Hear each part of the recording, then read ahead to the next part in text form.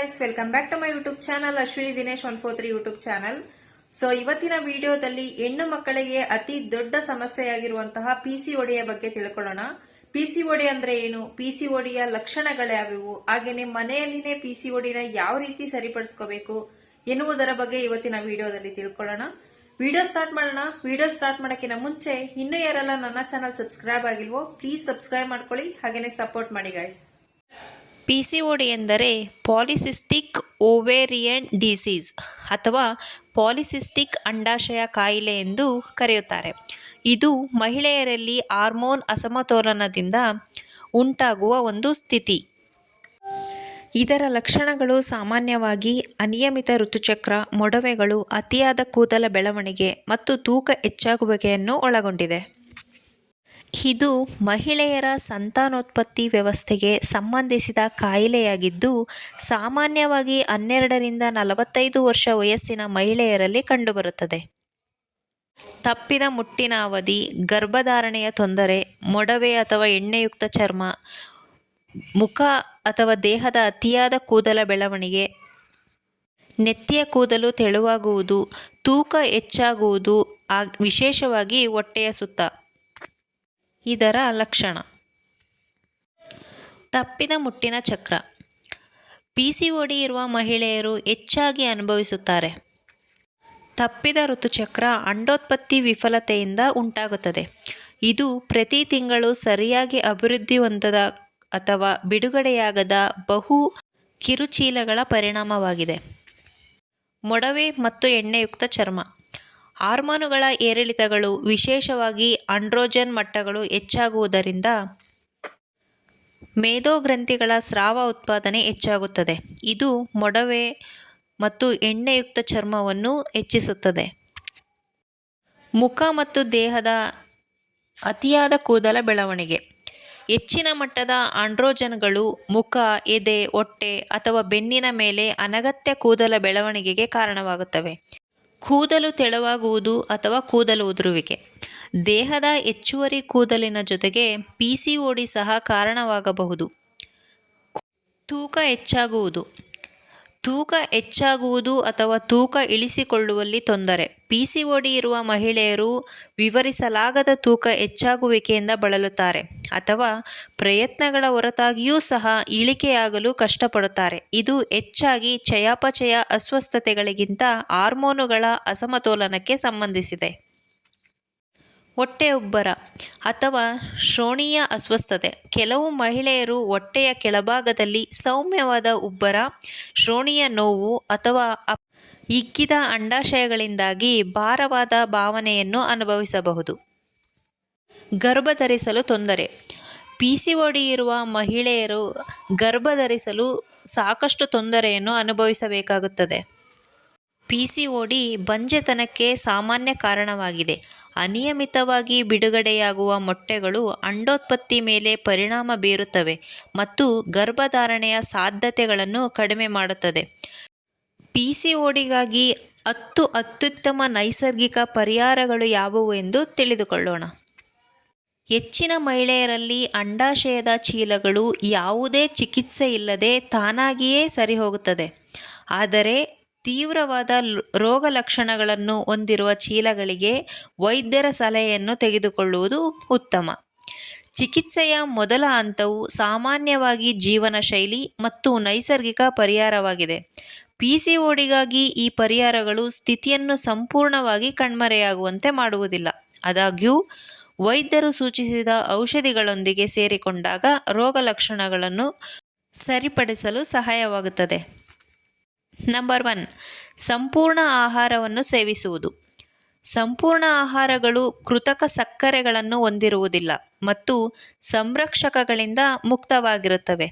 PCOD ಹೊಂದಿರುವ ಮಹಿಳೆಯರ ಆಹಾರದಲ್ಲಿ ಸೇರಿಸಬಹುದಾದ ಕೆಲವು ಸಂಪೂರ್ಣ ಆಹಾರಗಳೆಂದರೆ ಹಣ್ಣುಗಳು, ತರಕಾರಿಗಳು, ಧಾನ್ಯಗಳು, ದ್ವಿದಳ ಧಾನ್ಯಗಳು.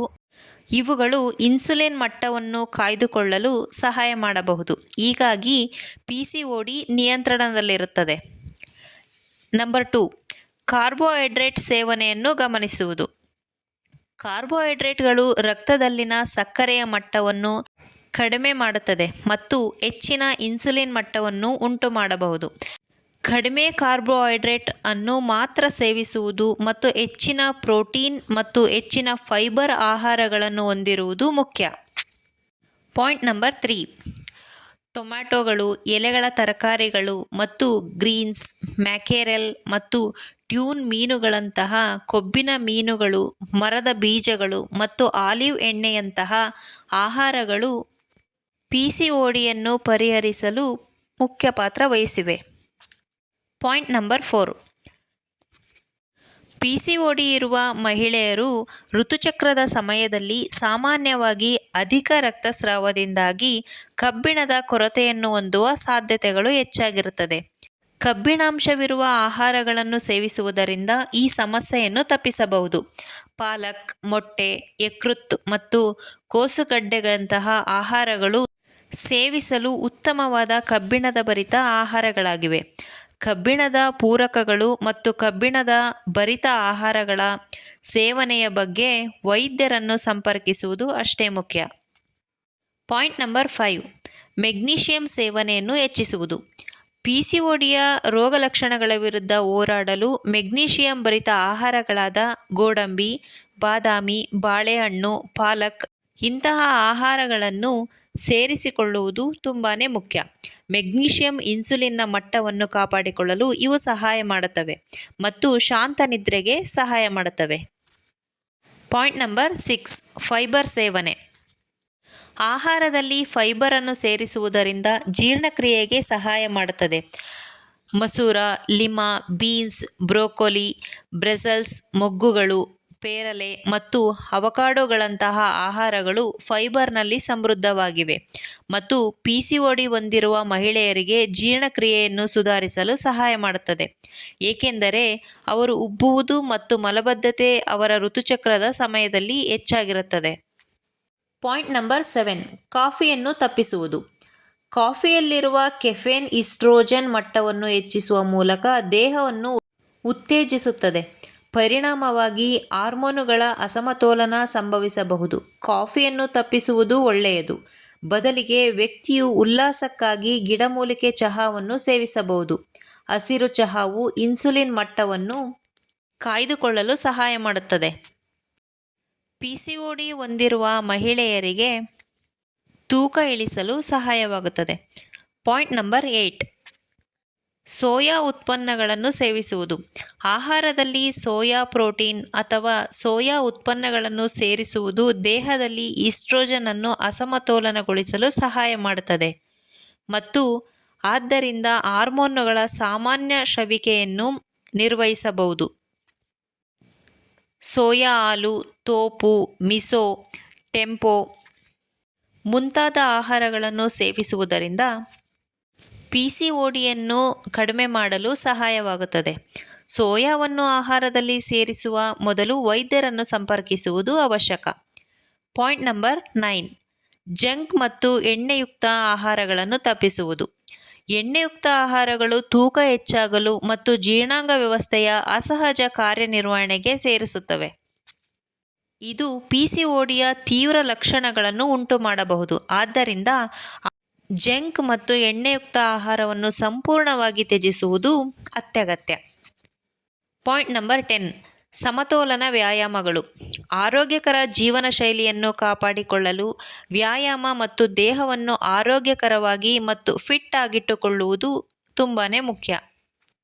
ದಿನನಿತ್ಯದ ವ್ಯಾಯಾಮವು ಒತ್ತಡವನ್ನು ಕಡಿಮೆ ಮಾಡಲು ಮತ್ತು ತೂಕವನ್ನು ಸಮತೋಲನಗೊಳಿಸಲು ಸಹಾಯ ಮಾಡುತ್ತದೆ. ಅಲ್ಲದೆ ಕ್ಯಾಲೋರಿಗಳನ್ನು ನಿರಂತರವಾಗಿ ಕಡಿಮೆ ಮಾಡುತ್ತದೆ. ಆದ್ದರಿಂದ ಇನ್ಸುಲಿನ್ ಮಟ್ಟವನ್ನು ನಿಯಂತ್ರಣದಲ್ಲಿರಿಸಬಹುದು. ಪಿಸಿಒಡಿಗಾಗಿ ಇವೆಲ್ಲ ನೈಸರ್ಗಿಕ ಪರಿಹಾರಗಳ ಜೊತೆಗೆ ರೋಗ ಲಕ್ಷಣಗಳನ್ನು ತಪ್ಪಿಸಲು ಮತ್ತು ರೋಗ ಲಕ್ಷಣದ ತೊಡಕುಗಳನ್ನು ನಿವಾರಿಸಲು ಸರಿಯಾದ ನಿದ್ದೆ ಮತ್ತು ಒತ್ತಡ ಮುಕ್ತ ಜೀವನವನ್ನು ನಿರ್ವಹಿಸುವುದು ಕೂಡ ಅತ್ಯಗತ್ಯ. ಓಕೆ ಗಾಯ್ಸ್, ಇವತ್ತಿನ ವಿಡಿಯೋದಲ್ಲಿ ಪಿಸಿಒಡಿ ಅಂದ್ರೇನು, ಅದರ ಲಕ್ಷಣಗಳು ಯಾವುವು, ಹಾಗೆಯೇ ಅದರ ನೈಸರ್ಗಿಕ ಪರಿಹಾರಗಳನ್ನು ಕೂಡ ಆದಷ್ಟು ತಿಳಿಸೋಕೆ ಟ್ರೈ ಮಾಡಿದ್ದೀನಿ. ವಿಡಿಯೋ ಇಷ್ಟ ಆದರೆ ಒಂದು ಲೈಕ್ ಮಾಡಿ, ಕಮೆಂಟ್ ಮಾಡಿ, ಹಾಗೆಯೇ ನಿಮ್ಮ ಫ್ರೆಂಡ್ಸ್ ಆ್ಯಂಡ್ ಫ್ಯಾಮಿಲಿಗೆ ಶೇರ್ ಮಾಡಿ. ಹಾಗೆಯೇ ಇನ್ನೂ ಯಾರೆಲ್ಲ ನನ್ನ ಚಾನಲ್ ಸಬ್ಸ್ಕ್ರೈಬ್ ಆಗಿಲ್ವೋ ಪ್ಲೀಸ್ ಸಬ್ಸ್ಕ್ರೈಬ್ ಮಾಡ್ಕೊಳ್ಳಿ ಅಂತ ಹೇಳ್ತಾ ಇವತ್ತಿನ ವಿಡಿಯೋನ ಮುಗಿಸ್ತಾ ಇದ್ದೀನಿ. Okay friends, take care, bye ಬಾಯ್.